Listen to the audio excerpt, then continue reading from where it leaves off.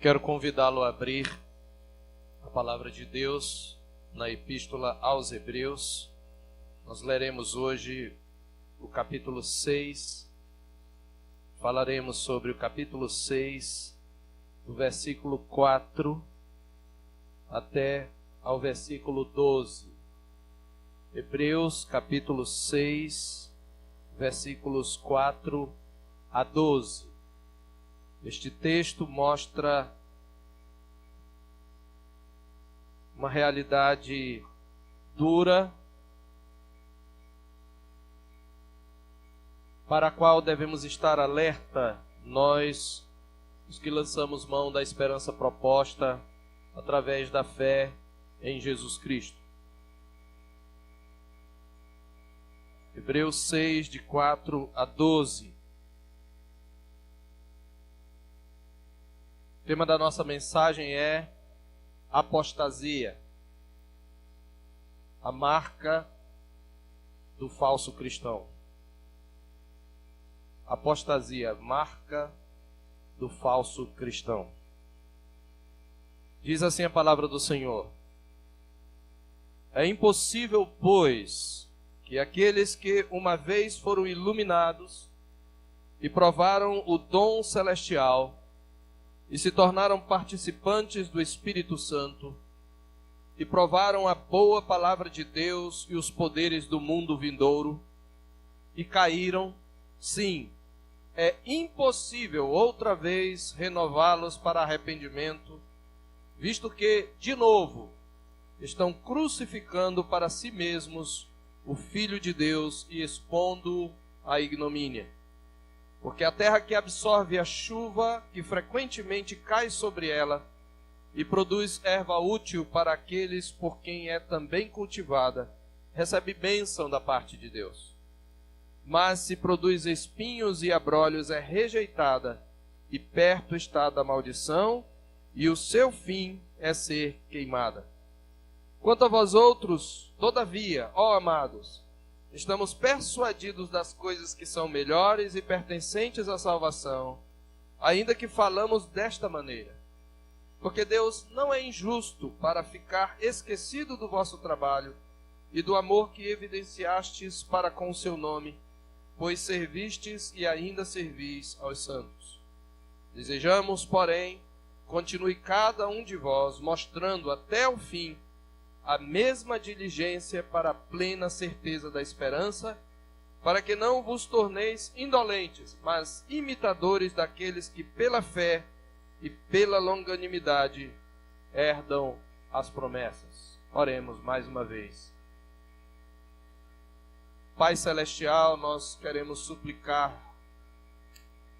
que o Senhor tenha nesta noite compaixão de nós, e que o Espírito do Senhor que habita em nós e que inspirou a Tua palavra, abra os olhos do nosso coração, Senhor, para que temamos diante do perigo da apostasia, do perigo do abandono, da deserção da fé. Nós te pedimos em nome de Jesus que nesta noite sejamos pelo Senhor advertidos, tenhamos os nossos olhos abertos e sejamos também pelo Senhor motivados, despertados a cultivar uma fé perseverante. Nós te pedimos por nosso Senhor Jesus. Amém. Como nós já falamos no início, este texto mostra a apostasia como a marca de um falso cristão ou dos falsos cristãos, a marca de um cristianismo nominal. O autor, como nós já vimos na semana passada, havia já repreendido os seus leitores no que diz respeito à imaturidade espiritual deles, havia dirigido-se a eles para motivá-los a buscar a maturidade, a abandonar os princípios elementares dos oráculos de Deus para crescer. Mas agora a sua advertência é ainda mais séria. Ele alerta contra a apostasia. O que é apostasia? Dito de uma maneira bem simples, apostasia é o abandono da fé. é a deserção daquele que um dia creu em Cristo, que um dia assumiu publicamente um compromisso com Cristo, mas em determinado momento da sua caminhada resolve voltar atrás, resolve rejeitar a Cristo, negar a Cristo, e abandona a fé e abandona as fileiras dos exércitos de Deus e da igreja de Deus. E eu quero começar então mostrando que o autor está aqui dizendo que é impossível para um apóstata renová-lo para arrependimento. Por 2 vezes ele utiliza-se da palavra impossível. É impossível, pois, que aqueles que uma vez foram iluminados, etc., depois no verso 4, 6, e caíram sim, é impossível renová-los para arrependimento. E é importante que nós contextualizemos o que o autor quer dizer, porque este texto frequentemente é utilizado por aqueles que creem que o crente pode perder a salvação. As pessoas olham estes termos fortes utilizados pelo autor acerca dessas pessoas que caíram e que é impossível renovar para arrependimento. Esses termos fortes dizem esses comentaristas, essas pessoas, esses intérpretes, eles indicam que trata-se de pessoas convertidas. Eles foram iluminados, eles provaram o dom celestial, eles se tornaram participantes do Espírito Santo, eles provaram a boa palavra de Deus e os poderes do mundo vindouro, e eles caíram. Então essas expressões relacionadas à experiência religiosa dessas pessoas, elas são utilizadas por aqueles que creem que o crente pode perder a salvação para argumentar que aqui o autor está falando de pessoas que realmente foram salvas e caíram e perderam a salvação. Além disso, essas mesmas pessoas interpretam o verbo cair como uma queda, um grave pecado moral, e que faz então com que a pessoa seja, vamos dizer, tenha o seu livro apagado do livro da vida. Alguns usam esse termo. Na verdade, esta é uma interpretação equivocada, e nós veremos exatamente o porquê, e esta é a nossa primeira intenção nesse momento. O que estes termos não significam? Estes termos não significam que essas pessoas foram salvas, que houve uma regeneração, que houve uma operação da graça interior, como nós já veremos. Mas muitos se utilizam, este é um dos textos clássicos utilizados por aqueles que creem que o crente pode perder a salvação, que normalmente são os mesmos que creem que o homem tem livre-arbítrio, que é ele quem escolhe no final das contas a Deus e não o contrário. Mas nós queremos então demonstrar que esse pensamento e essa interpretação é falsa para começar. E a primeira coisa que eu queria dizer é que o que quer que as expressões aqui signifiquem, iluminados, provaram a boa palavra de Deus, foram participantes do Espírito Santo, certamente elas não se referem a pessoas que foram salvas e perderam a salvação, nem a pessoas que foram regeneradas, pelo menos por 2 razões que nós podemos inferir do próprio contexto imediato. Vou mostrar no próprio contexto que o autor não está falando de pessoas que foram regeneradas ou que foram salvas. E a primeira razão está nos versículos 7 e 8. Observe que nestes versículos o autor compara aqueles que uma vez foram iluminados, etc., com a terra estéril e improdutiva que produz espinhos e abrolhos. Ele diz, porque a terra que absorve a chuva, que frequentemente cai sobre ela e produz erva útil para aqueles por quem é também cultivada, recebe bênção da parte de Deus, mas se produz espinhos e abrolhos, é rejeitada, e perto está da maldição, e o seu fim é ser queimada, e fica claro que esta terra estéril, ou esta terra que produz espinhos e abrolhos, ela é uma metáfora, uma figura de linguagem, para aqueles que foram iluminados, e que são descritos nos versículos 4, 5 e 6. Ora, essa metáfora descreve a natureza do grupo ao qual ele está se referindo. Eles são terra estéril, eles são solo ruim, ou seja, mesmo usufruindo das bênçãos externas do pacto, e mesmo tendo certa experiência da graça divina, não houve mudança na natureza, não houve mudança no coração, portanto não houve regeneração. E eles demonstram que são terra estéril, que são terra ruim, abandonando a fé definitivamente, aquela fé que um dia professaram em Jesus. Na verdade, o autor está se utilizando aqui de uma figura muito semelhante à do Senhor Jesus na parábola do semeador. E aqui nós nos utilizamos do contexto mais amplo da Escritura. Você lembra da parábola do semeador, né? Eis que o semeador saiu a semear. E ao semear, uma parte caiu onde? À beira do caminho. Vindo as aves dos céus, a devoraram. Mas outra parte caiu em solo rochoso, e ela logo nasceu, porque não era profunda a terra. Mas vindo o sol, ele a queimou, e porque não tinha raiz, ela secou-se. Outra porção caiu entre os espinhos, e os espinhos cresceram e a sufocaram, e ela ficou infrutífera. E quando o Senhor Jesus, lá em Mateus 13, e também em Marcos 4, versos 1 a 20, em Mateus 13, 1 a 23 e Marcos 1 a 20, Lucas 8 também nos traz essa parábola.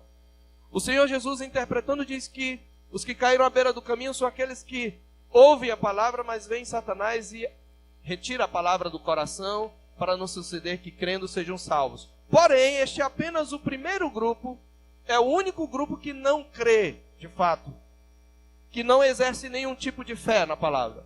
O segundo grupo, o Senhor Jesus diz o quê? Que aqueles que foram semeados em solo rochoso são os que ouvem a palavra e a recebem com alegria. No entanto, eles creem apenas por algum tempo. A fé que eles têm não é uma fé perseverante. Eles exercem uma fé, eles até sentem alegria, eles experimentam alguma coisa, alguma dimensão da manifestação da graça de Deus. Mas quando vem a provação, eles logo tropeçam, eles logo se desviam. E tem aqueles também que são semeados à beira do caminho. E o que acontece? Eles ouvem a palavra, mas os cuidados do mundo, a fascinação das riquezas, os deleites da vida, ou as demais ambições, fazendo aqui uma junção de todos os textos paralelos dessa parábola dos evangelhos sinóticos, todas essas coisas sufocam a palavra e ela fica infrutífera. Outros, enfim, caíram em boa terra. A única terra boa são os últimos. Então Jesus, na verdade, fala de 3 tipos de reações à palavra do reino, mas essas 3 ou 4 tipos, mas ele está falando de 2 grupos apenas: terra ruim e terra boa. Tem terra que é rochosa, tem terra que tem espinhos e tem terra boa. Mas observe que o segundo e o terceiro grupo, eles representam pessoas que a princípio iniciam a caminhada, que creem de alguma maneira, que experimentam alguma coisa do pacto da graça, mas eles não permanecem. A única boa terra é aquela que frutifica, e acrescentando o que Lucas diz na sua versão, com perseverança.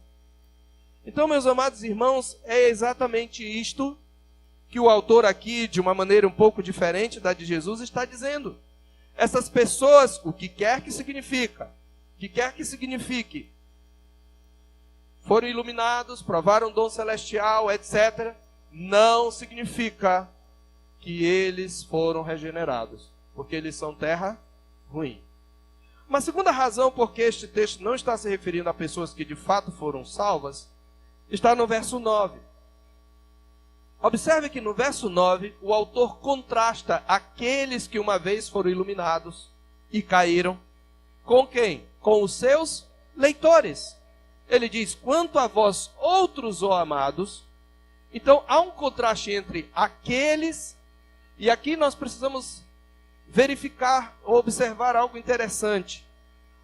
No versículo 11 do capítulo 5, o autor estava referindo-se aos seus leitores. A esse respeito, temos muitas coisas que explicar, que dizer e difíceis de explicar, porquanto vos tendes tornado tardios em ouvir, vocês deviam ser mestres. Observe que ele se dirige aos leitores, até o capítulo 6, verso 3. Mas o verso 4, ele não está se dirigindo diretamente aos leitores. Ele está falando com os leitores, mas ele fala de um grupo que ele chama de aqueles. E no verso 9, então, ele volta-se para os leitores, dizendo: quanto a vós outros, ou seja, em contraste com aqueles que foram iluminados e caíram, nós estamos persuadidos, nós estamos convencidos acerca de quê?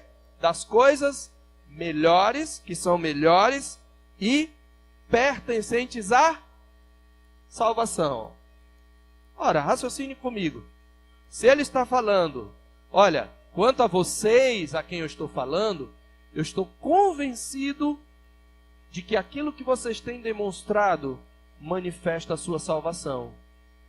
Ele está dizendo então que aqueles que foram iluminados e caíram não experimentaram a salvação. Dá para entender? Fica claro?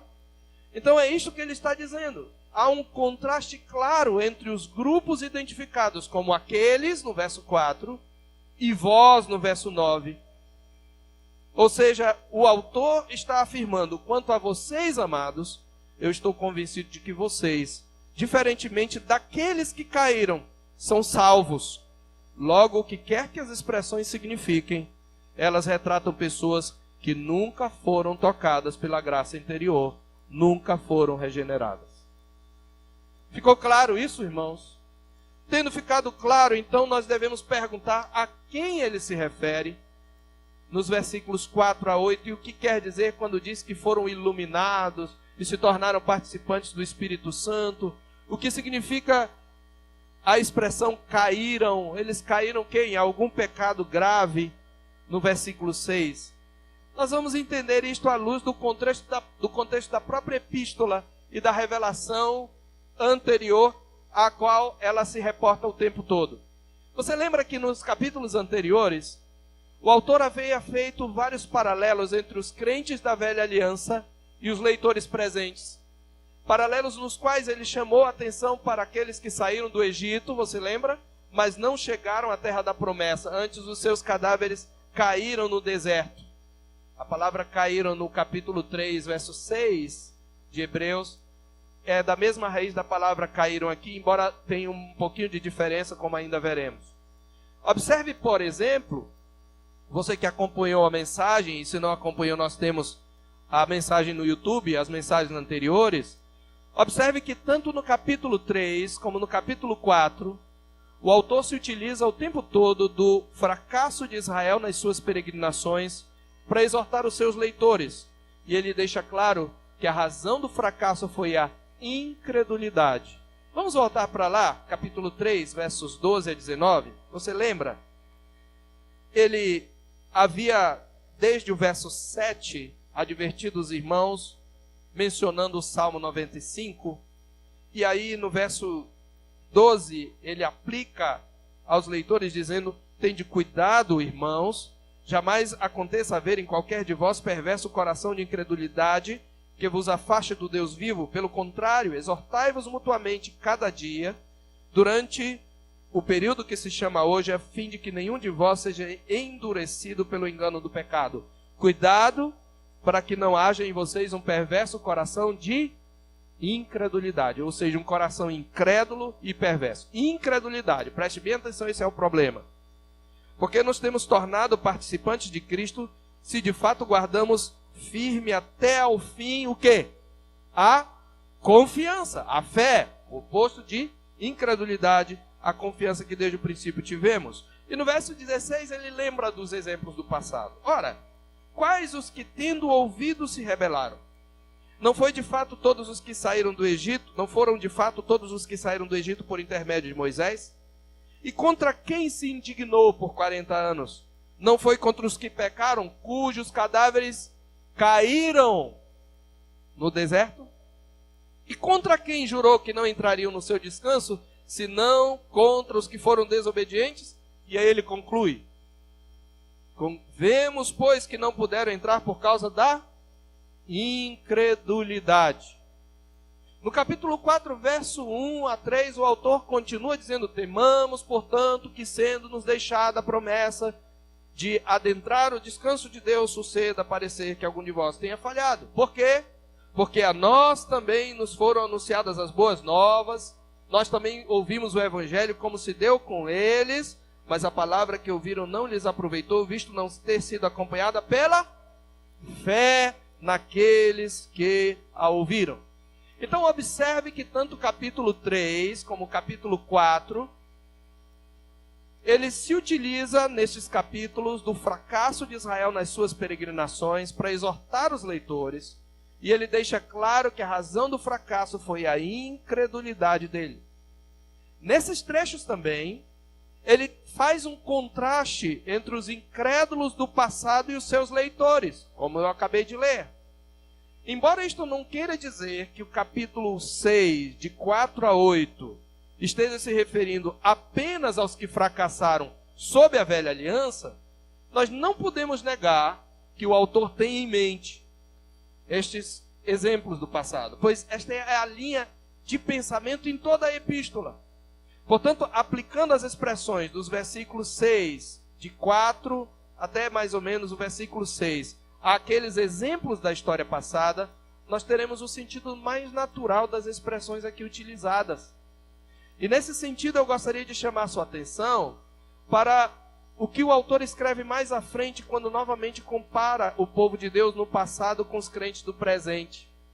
Observe que lá no capítulo 12, e eu vou me utilizar de alguns termos desse capítulo, nos versículos 18 e 19, ele vai argumentar com seus leitores que eles têm chegado a uma realidade superior à da velha aliança. No verso 18 ele diz, ora, não tendes chegado ao fogo palpável e ardente, e à escuridão, e às trevas, e à tempestade, e ao clangor da trombeta, e ao som de palavras tais, que quantos o ouviram suplicaram que não se lhes falasse mais, pois já não suportavam o que lhes era ordenado.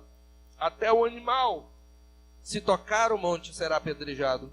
Na verdade, de tal modo era horrível o espetáculo, que Moisés disse, sinto-me aterrado e trêmulo, mas tende chegado ao monte Sião e à cidade do Deus vivo. Ele está novamente comparando o passado com o presente, e ele está descrevendo aqui no passado o Sinai, e todos aqueles eventos, e toda aquela teofania que aconteceu no Sinai. Eu tomarei algumas expressões aqui. Então, voltando aqui, ao examinarmos a experiência de Israel, em suas peregrinações, nós vemos exatamente dois fatos ressaltados pelo autor a respeito do falso crente, ou a respeito do apóstata. Lembre-se, apostasia, a marca dos falsos crentes, a marca de um falso cristianismo. E eu quero então começar com uma descrição do caráter e destino dos apóstatas, segundo o exemplo de Israel. 3 fatos são ressaltados pelo autor na sua exposição aqui no capítulo 6, a partir do verso 4, que dizem respeito ao caráter e ao destino dos apóstatas, ou dos falsos crentes. E o primeiro fato que ele ressalta é este: os apóstatas, os falsos crentes, tiveram uma genuína experiência religiosa. O apóstata é alguém que teve uma genuína experiência religiosa. É isto que ele quer dizer quando ele diz que eles foram iluminados, que eles provaram o dom celestial, que eles se tornaram participantes do Espírito Santo. E agora nós aplicamos ao exemplo de Israel. Não podemos dizer, meus irmãos, quando olhamos a história de Israel desde o Egito até Canaã, que eles foram iluminados. Eles não viram, meus irmãos, os sinais e prodígios realizados por Moisés? Não assistiram todos eles no Sinai ao fogo palpável e ardente, e à escuridão e às trevas e à tempestade e ao clangor de trombetas? Ou seja, não tiveram todos eles, por assim dizer, uma visão, um vislumbre, uma experiência palpável da majestade de Deus? Todos eles ouviram o som de palavras tais, que quantos os ouviram suplicaram que não se lhes falasse mais, pois já não suportavam o que lhes era ordenado. Eles ouviram a própria voz do Senhor. A partir de um determinado momento eles disseram, não, Moisés, não nos fale o Senhor para que não morramos, fale o Senhor para ti, fale-nos tu. Que tu nos fales, fala-nos tu, melhor dizendo. Então eles foram iluminados, eles viram, eles entenderam quem era Deus. Segundo lugar, dentro dessa visão de uma experiência religiosa, eles provaram o dom celestial e, por assim dizer, se tornaram participantes do Espírito Santo. A palavra provar aqui utilizada pelo menos 2 vezes, no verso 4 e no verso 5, tem o sentido literal de sentir o sabor. Eles saborearam, eles tiveram uma experiência viva. Segundo a palavra da aliança, eles provaram o Espírito Santo. E isso me lembra o que Deus escreve lá em Ageu, capítulo 2, verso 5. Quando o Senhor assegura aquele povo voltando do exílio, que o Senhor estaria com eles na reconstrução do templo, ele alude ao passado, dizendo: segundo a palavra da aliança que fiz convosco quando saístes do Egito, o meu espírito habita no meio de vós, não temais.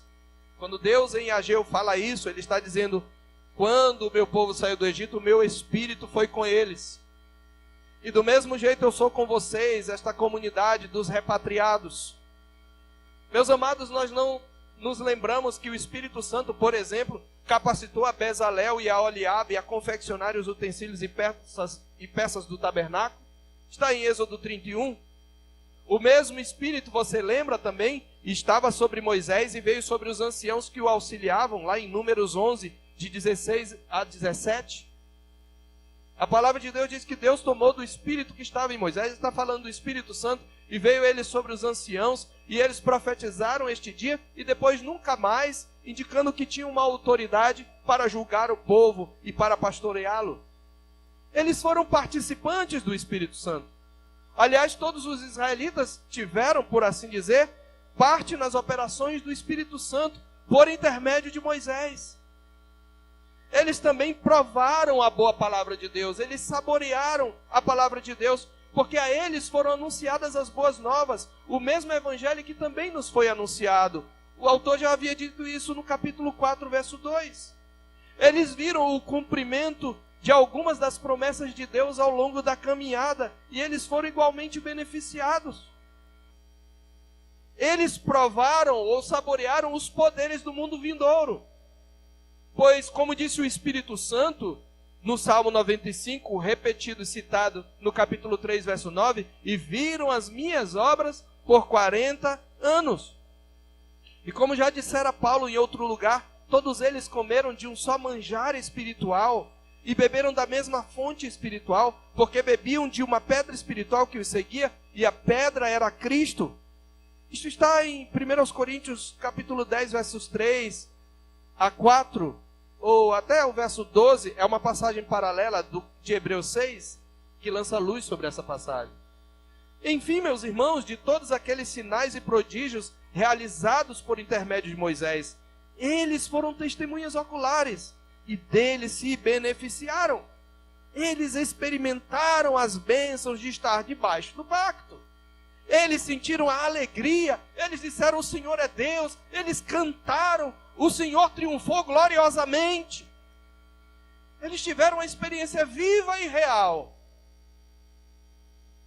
É possível você ter tais experiências e mesmo assim jamais se converter. Cuidado. Pessoas que muitas vezes estão no meio do povo de Deus, certamente experimentam de muitas das bênçãos do pacto da graça, sem nunca se converter. Então essa é a primeira realidade. Os falsos crentes têm uma experiência religiosa genuína. Isto não equivale à regeneração nem à conversão. Eles recebem a experiência, eles sentem a experiência, eles saboreiam a experiência, mas a reação deles não revela a fé salvadora. Segundo fato que o autor traz sobre os apóstatas, eles tiveram uma experiência religiosa, mas, em segundo lugar, eles caíram total e finalmente. Eles tiveram todas essas experiências, mas eles, no verso 6, caíram. E aqui eu utilizo uma qualificação. Eles caíram total e finalmente. Porque cair aqui, literalmente, é cair ao lado. Transmitindo a ideia de ficar no meio do caminho. E o verbo aqui está numa forma intensiva. Sendo, portanto, uma descrição de uma queda definitiva. Não está falando de uma queda pontual. Ele não está falando tanto da gravidade em si do pecado, embora ele seja de fato o mais grave de todos os pecados. Mas ele não está falando de uma certa gravidade moral, mas ele está falando de uma queda definitiva.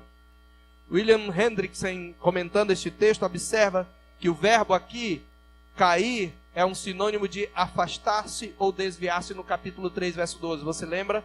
Jamais aconteça haver em qualquer de vós perverso coração de incredulidade que vos afaste, que vos desvie do Deus vivo. Cair aqui é um sinônimo de desviar-se, de apostatar, de abandonar a confiança em Cristo, de desertar na fé.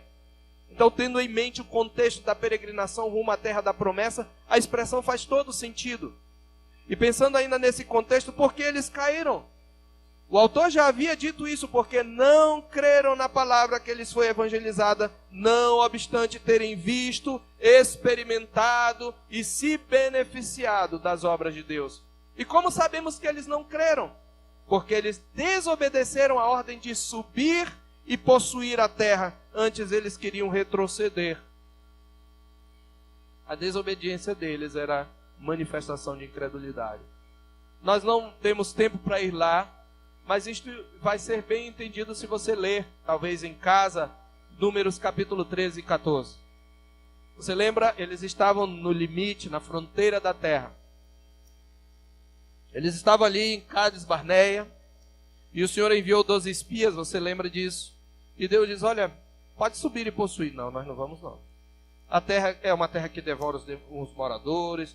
Os moradores delas são gigantes, nós éramos aos nossos próprios olhos e aos deles como gafanhotos. Nós não poderemos subir. Ou seja, o Senhor não é capaz de nos fazer subir.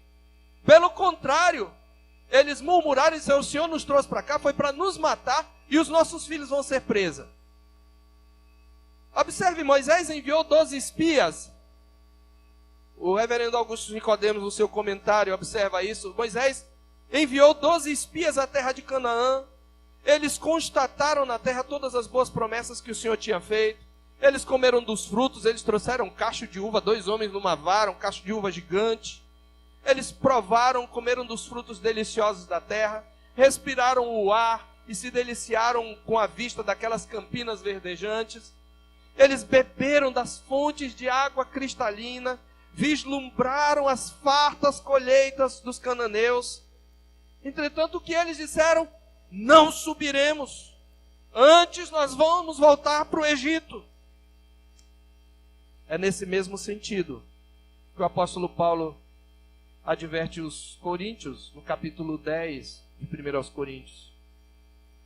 Ele lembra, ora irmãos, não quero que ignoreis que nossos pais estiveram todos sob a nuvem, e todos passaram pelo mar, tendo sido todos batizados.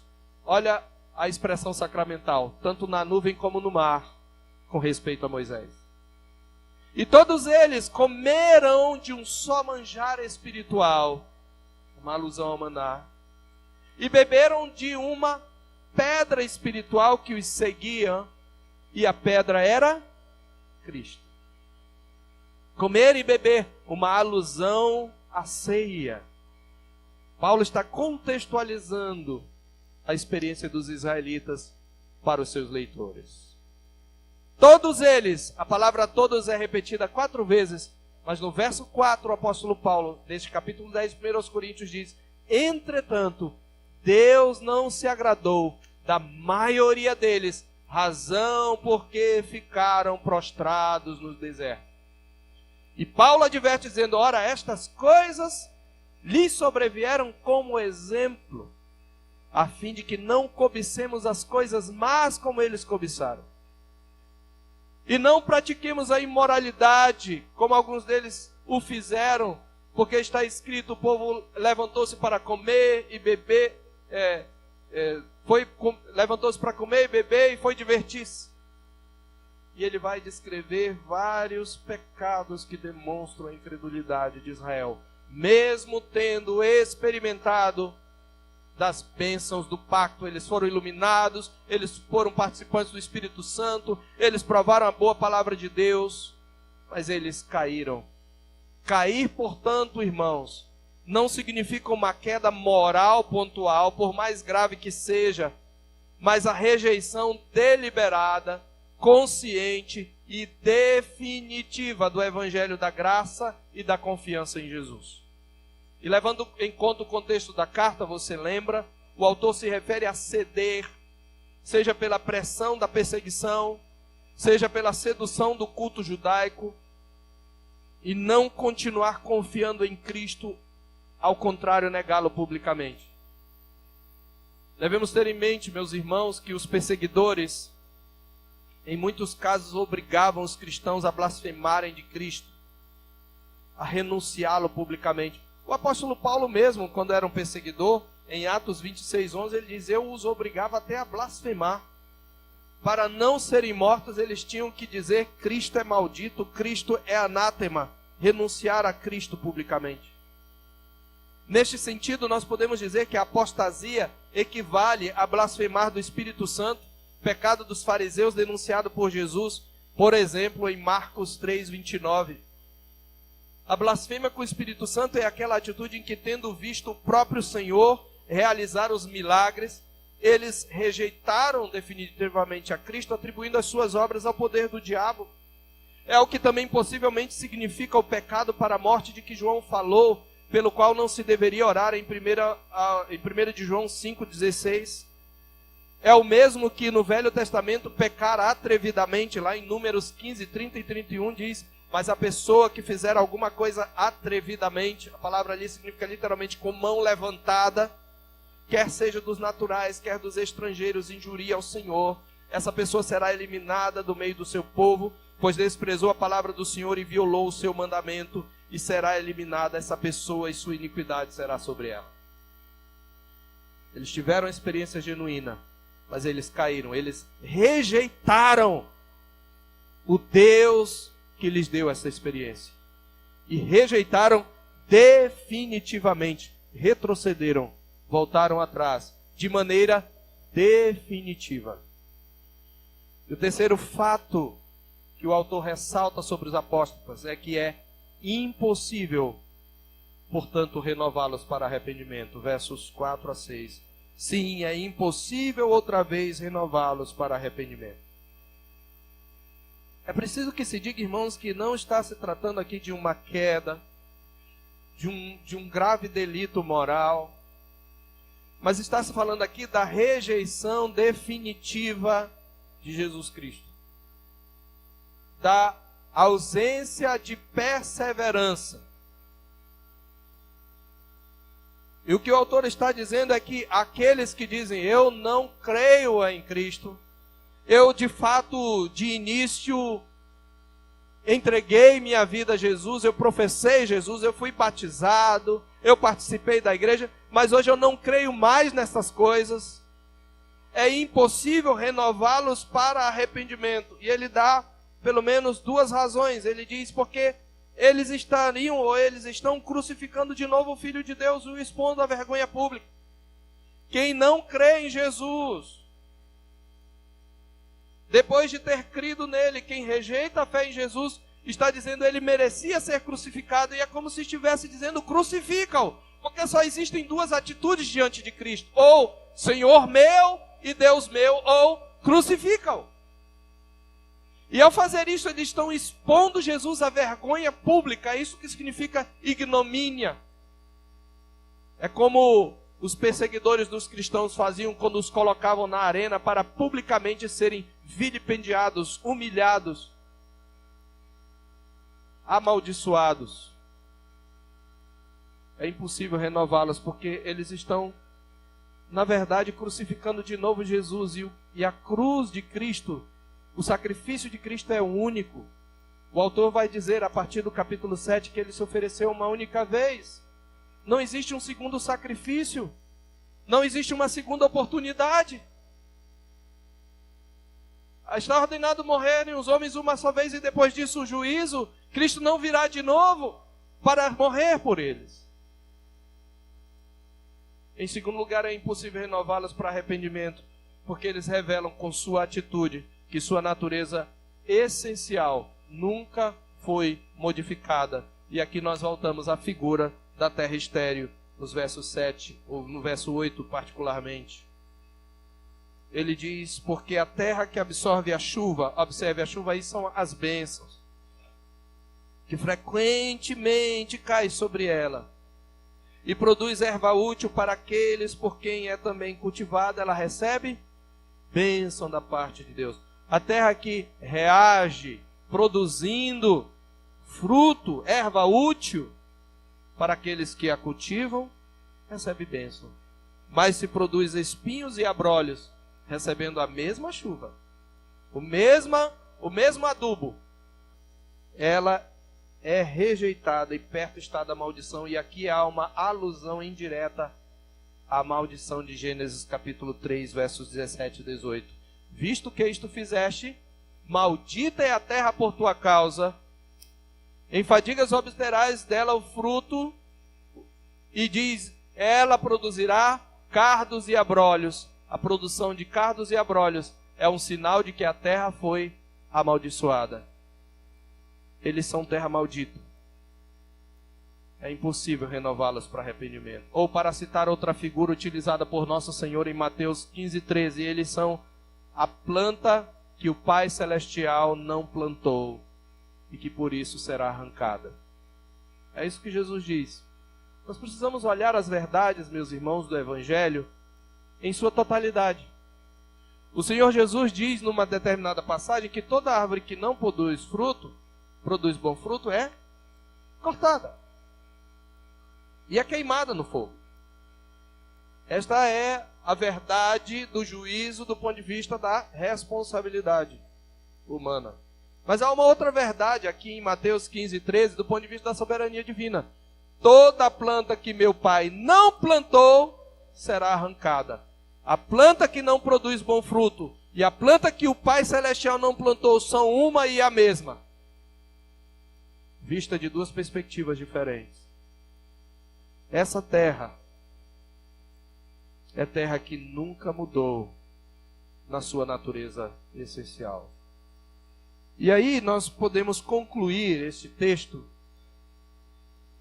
tratando, com base no próprio texto ainda, da natureza da fé salvadora. Pelo contraste que o autor faz, nós vemos aqui claramente, nas figuras que ele se utiliza, a natureza da fé salvadora. E a primeira característica da fé salvadora, em distinção dos apóstolos, é a fé salvadora é uma fé frutífera. Aqueles que creem de fato e são regenerados, eles vão manifestar os frutos de uma vida convertida. A figura da terra nos ensina isso no verso 7. Eles são aquela terra que recebe bênção da parte de Deus. Eles são como a terra boa da parábola do semeador. Produz frutos a 30, a 60 e a 100 por um. E com perseverança. E aqui vem a segunda característica da fé salvadora. Ela é uma fé perseverante. E aqui estão as distinções, as diferenças, o contraste entre o apóstata, o cristão falso, que é apenas um religioso, e o genuíno cristão.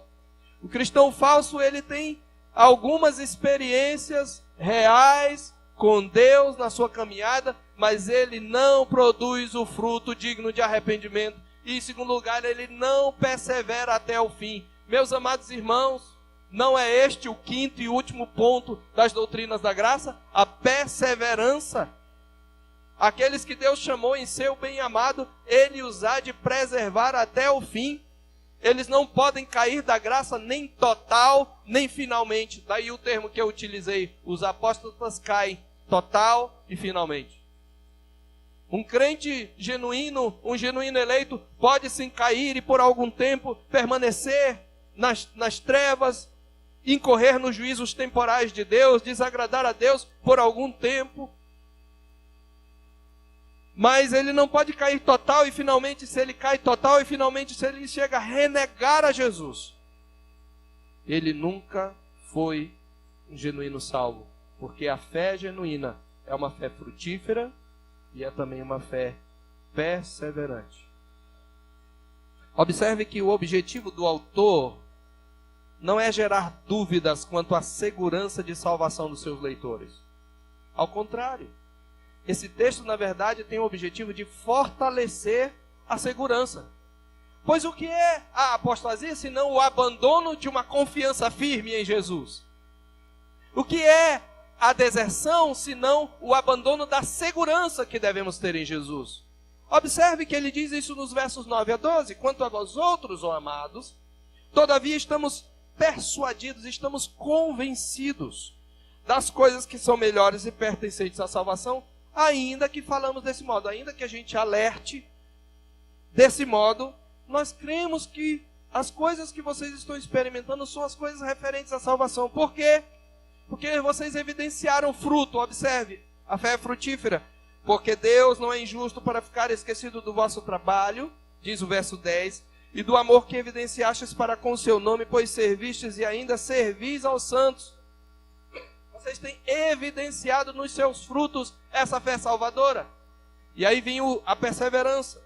Desejamos, porém, verso 11, continue cada um de vós mostrando até ao fim a mesma diligência, isto é, o mesmo zelo, o mesmo empenho, o mesmo fervor, para a plena certeza da esperança. A fé que vocês têm tem que ir até o fim, para que não vos torneis indolentes, adormecidos, lerdos, mas imitadores daqueles que, pela fé e pela longanimidade, ou seja, pela paciência, pela não desistência, herdam as promessas. Foi exatamente para demonstrar que a genuína fé é perseverante, porque tem a base sólida, a saber, a promessa de Deus, com juramento, da qual vamos falar na próxima mensagem, que o autor escreveu aqui. Ele está dizendo, vocês não estão entre aqueles, mas vocês precisam olhar aquele exemplo para que temam. Porque um dos instrumentos que Deus se utiliza para fortalecer a fé dos eleitos é o alerta contra a apostasia. E eu termino aplicando, meus irmãos, este texto e chamo sua atenção. Quando nós lemos todas as Escrituras, nós vemos muitos exemplos de apóstatas, tanto no Antigo Testamento como no Novo Testamento.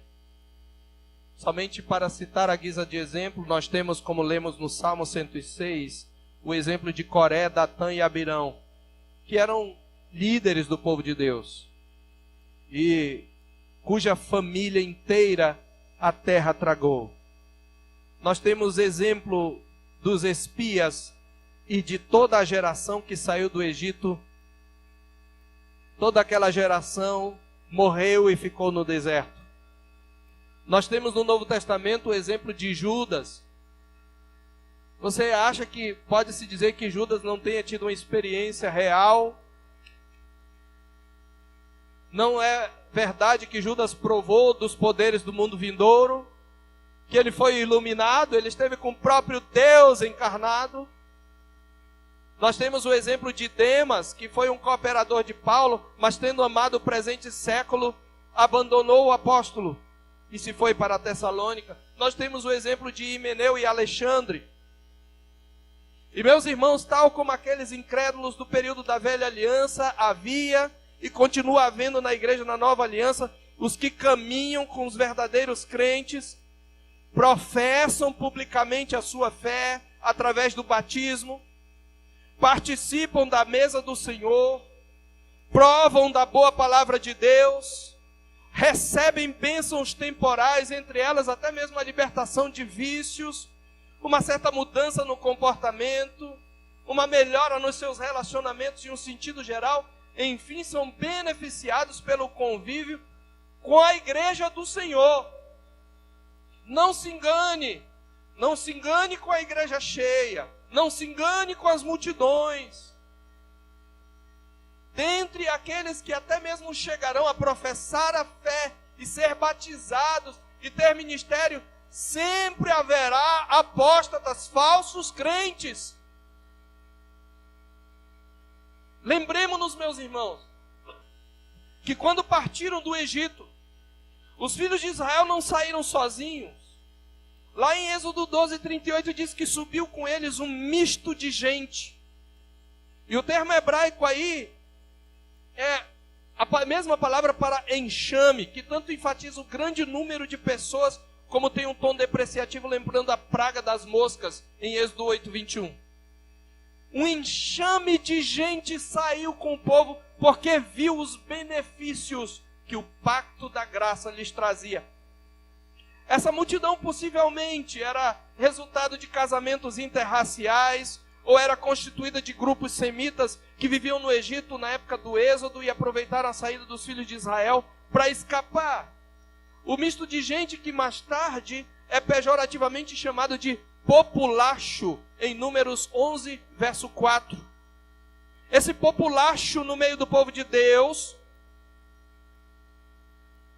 havia testemunhado os feitos poderosos do Senhor por intermédio de Moisés.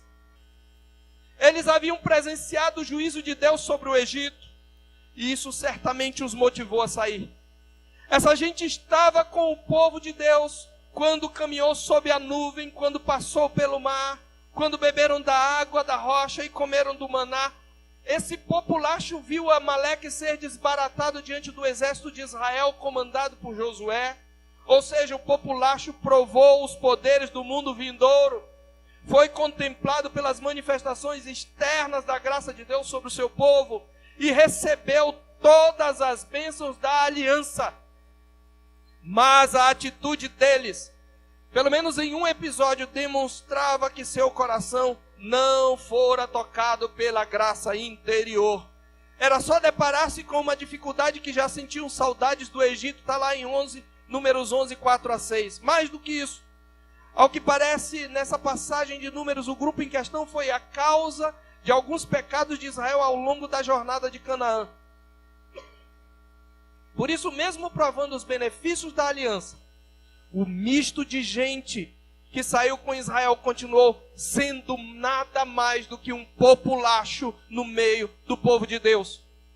Não é razoável pensar, meus irmãos, que não houvesse no meio deles honrosas exceções, pessoas que, não obstante sua origem pagã, demonstravam por suas atitudes serem parte do genuíno povo de Deus, mas na sua maioria aquelas pessoas, as pessoas daquele grupo, permaneceram um populacho no meio do povo de Deus. Igreja, hoje as coisas não são diferentes.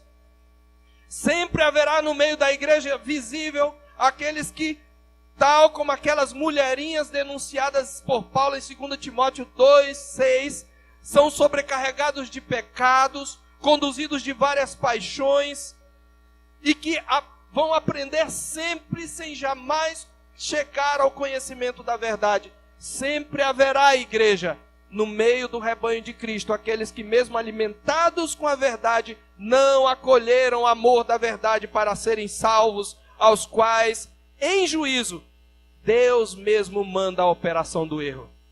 Sempre haverá, igreja, no meio do povo de Deus, e a terceira igreja não está isenta disso, aquele populacho que, mesmo sentindo o sabor da palavra de Deus, não suporta a sã doutrina, cerca-se de falsos mestres, como que sentindo coceira nos ouvidos, e se recusa a dar ouvidos à verdade, entregando-se às fábulas.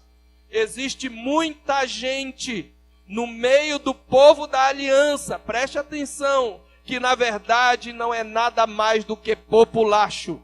São pessoas que foram abençoadas com a aliança de Deus, mas cujo coração permanece endurecido para com o Deus da aliança. É gente que gosta de receber bênçãos, mas na hora da crise logo geme pelas iguarias envenenadas do Egito. É gente que com suas murmurações acaba influenciando mentes, contaminando corações, perturbando a paz e prejudicando o processo de santificação da igreja. E sabe qual é o pior de tudo? O pior de tudo é que o populacho nem sempre é reconhecido como tal. O populacho sempre está escondido no meio dos eleitos. Alguns estão há tanto tempo infiltrados no meio da igreja que a gente jura que são irmãos. Tendo aprendido alguns costumes, gestos, linguagens de crentes, até mesmo eles têm uma linguagem reformada, eles imitam, confundindo-se com genuínos crentes. Mas às vezes, uma crise vem revelar o verdadeiro caráter dos membros do populacho, dos apóstatas, dos falsos cristãos. Por isso, em tempos de crise na igreja, posto que dolorosos, nós temos grandes benefícios para a saúde do povo de Deus.